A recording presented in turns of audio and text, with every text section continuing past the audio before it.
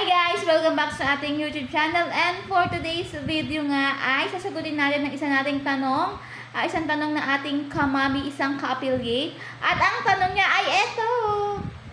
Ang sabi niya dito mga mari ay ang ilalagay ba daw sa C-Bank branch name ay ang word na Shopee, kasi parang nabasa daw niya yun or napanood daw niya yun sa isang video na ang ilalagay sa C-Bank branch name ay Shopee lang. So guys, bago natin sagutin ang tanong na iyan, ay siguraduhin niyo lang po na kayo ay naka-like, naka-subscribe sa ating YouTube channel, and don't forget to share and click the notification bell para updated kayo sa lahat ng video.